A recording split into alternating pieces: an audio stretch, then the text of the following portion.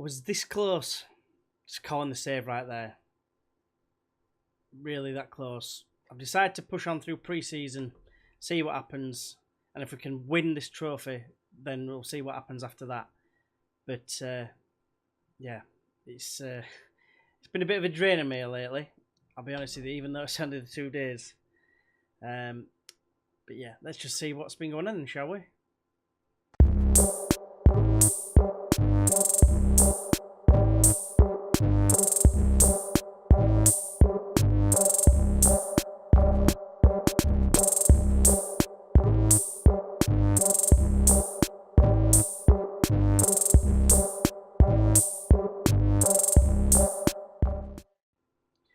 So let's just jump straight into the transfers. All of them on a free and the last 2 are loanees. But we've got Sander Hilmarsson here. He's come from Tromsø. He got released, should I say, and we signed him like on a pre-contract. So yeah, pretty happy with him, as you can see. Next up is Simon Kjær, who, I've got him as a ball winner. He don't really suit it that well, but he's better than a lot of players. 29 years old, a little bit of experience.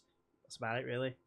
Kim Brathen, he has come in as a goalkeeper. He's a starting goalkeeper, 21 years old, got quite a bit of potential. We'll have to see if he actually reaches that. But yeah, probably on a par with the keeper from last season. Peter Ars, that's all I can say his name is, Ars. Yeah, decent winger. I've got him for the left-hand side, but he's more of an inside forward. But I'm going to try and go back to my winger tactic and hopefully get the players in place that actually can perform. A little bit disappointed with his determination, but other than that, I'm quite happy. Kenneth Räikkönen, he's coming from Alta IF, who are in our division this season. Didn't think he was a bad prospect, to be honest with you. Looking at his attributes, I'm sure you would agree. Lars Gunnar Johnson, I've signed him, and he's just had to get sent to a specialist because he had a hip injury. Fantastic. He was his ball winner. He's the one I brought in to be the ball-winning midfielder with his 12 tackling. Quite pleased to get him in, but now less pleased because I'm not going to be able to use him for 4 months, so it's going to be a bit of a pain, let's just say that. Vegard Hoff Ludvigsson, that's going to be a bit of a mouthful. He just come in as a winger. I'm going to be retraining him as the attacking midfielder, right? Basically, I liked his pace, and that was about it, really. Crossing of 10, didn't think it was bad, so potentially got a future. He's on loan from Tromsø. See what happens. And Jonas Mikkelsen, he's the latest one to come in. He's a centre-back who can play left-back. Left-backs, fuck all. No left-backs whatsoever. There's the best one, I'd tackling of 6 and being 1.5 star player. There's been no one. I've been using, you'll see him shortly, a left back. In fact, I'll just show you him. Tor Martin Everson. He's the one I've been using pre-season until it was on a free transfer anyway. So not on a free transfer. It was out of contract anyway. And yeah, he ended up getting snapped up by Mjolnir. I think that's how you pronounce it. In terms of the other outs, Marcus Ersen Ingebrigtsen. He was arguably our better defender. He was more experienced. You could see a couple of key attributes here and there. Thought he was retiring. Turns out he wasn't. He got signed by Tromsdalen, who looked like they've convinced him not to retire. Marius With, just a youngster who was out of contract. Same goes for Sven Havard Konradsen and Ole Fredrik Karlsson. None of them really stand out. I mean, as you can see there, 25 rating. It says it all, doesn't it, really? In terms of release players from last season, Backerland is probably the most standout one. He's the one who is, he was the keeper, I'd say he's on a par with the other one, but the other guy's got more potential in terms of the fact that Backerland is 26, and I thought I'll get off the wages. I think he was on more wages as well, so no brainer for that. In terms of everyone else, the Minge has gone, Vinge, Eric Lundholm. I had that many strikers, I thought I might as well let one of them go, so let him go. Everyone else, I don't really think you saw much of. Daniel Mikkelsen? No, you never saw him. He was injured. He was a shit defender, basically. But yeah, that's all the ins and outs. Let's see what's been going on in the actual friendlies. So there's been about 1 million friendlies, and as you can see, it's largely gone quite well, with a couple of blips here and there with the 2 losses and a couple of draws. But that loss there, Tromsø, first team, didn't think that was a bad result, really, to be fair. But, otherwise it was pretty straightforward. Another thing about the friendlies is I arranged every Saturday, and then all of a sudden the director of football or whatever, assistant manager, decided to arrange a load of other friendlies in between, because he's a legend. So we are now in the Post-Nord Ligaen. Help me. But yeah, basically, if I go into the season preview, we're predicted to finish 5th. The board want us to finish in the top half. That's the bare minimum. Now, in terms of Fredrikstad FK, this is their calibre of best player. Looks a bit good for this level, doesn't he? So it might not be that straightforward going straight back up. It has to be said. Otherwise, they're a professional club as well, which is obviously going to hurt us as well. So yeah, I'm not really looking forward to taking on them. But in terms of like what you can do to get up, it's basically the same as last time with Husqvarna. There's one playoff place you play against a team that's in the relegation playoff in a division above. So yeah, it's going to be. I'm guessing it'll be the group stage as well, like what we had before. It's going to be an interesting season. We've got our first game of the season against Nybergsund, who I believe, it says here they got relegated, but I think they finished in the relegation playoff and survived. I think they won. So therefore, they're our first opponent. Their best player is to go to Svensson. He's probably getting our team, probably, looking at his attributes for defending, but I wouldn't say he's all that. So we'll have to wait and see how we get on. Before we do, though, finances are alright. We've got quite a lot of money given to us in terms of sponsors and what have you. And for finishing where we did in the league. But as you can see, it's a steady flow of money just soaring down. And it's we're in a bit of a bad place, really, in terms of the financial side of it.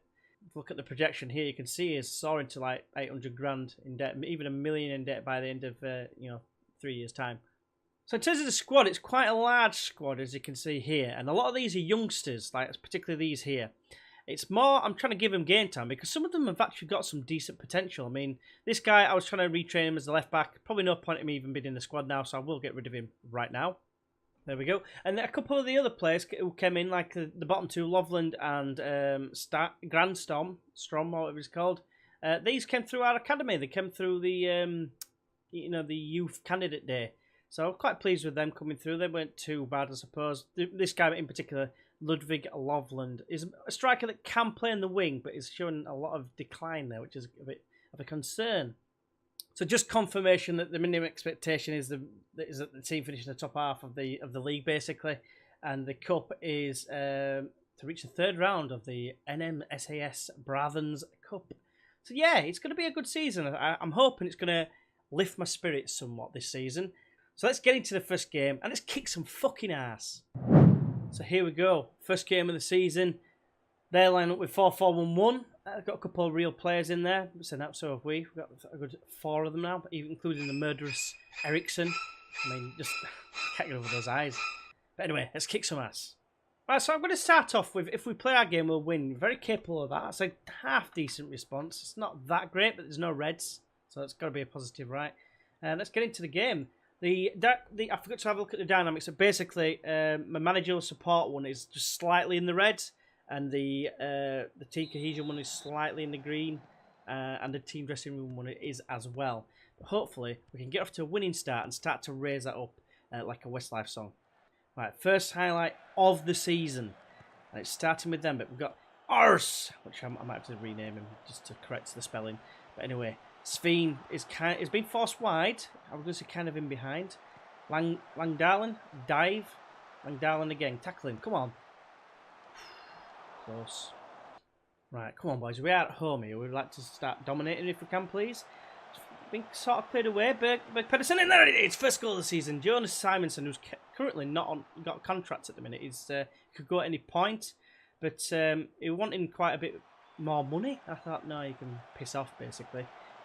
Knobsack. You should have scored more goals in the Chuffing League above and kept us up, prick. But anyway, well done. There is Hilmarsson, one of the debutants, passing to the other debutant, Mikkelsen. Long hoof over the top. Simonson's in behind. He's got a square pass for Sweaty goals, and he goes and finds him. Roy Simonson, that is, because it's Simonson and Simonson. That's not confusing at all. But yeah, he punched his teammate in the face as well. It looked like he might have missed him, actually. But yeah, buzzing. So, pleasing first half, but as always, it's complacency route. You've got to do, haven't you? You always get 1 or 2. Well, you don't always, but you might occasionally get 1 or 2 that's chuffing stressed, like the debutant. What a prick. Come on, man. You're coming to us to help us go back up.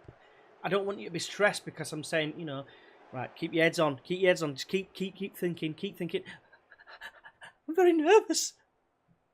Half an hour or so to go, and I might make a few changes. But at the minute, it's an attack from them, and it started snowing, apparently. The murderous bastard that is Eriksson. Hoofs it long. It's gone straight to Carlisle. proper Norwegian name that, if I've ever seen one. Might not actually be Norwegian, I'll have to check that later. But now it's a good move from Nybergsund, and we've dealt with it. Now Mikkelsen hoofs it. Simonson's in behind on his weaker left foot and shows exactly why it's a weaker left foot. I'll tell you what though, boys, 65 minutes in and they've only had one shot that's off target. I'm quite pleased with the performance so far. Here is Smedsberg. Kicks it long, it's gone straight back to it. Well, like I said before, the murderous bastard that is Eriksson. And it's another hoof. Simonson's on it now. Can we find the other Simonson? He does a nice little leap. You see a little damage of the kneecaps. Anyway, it's cleared away. Simonson's on it. Arse. Floats it in. It's cleared away. Simonson should get there. The other one. No, he decides it can't be arse and gives it up. Cheers. My bad. Right, here we go.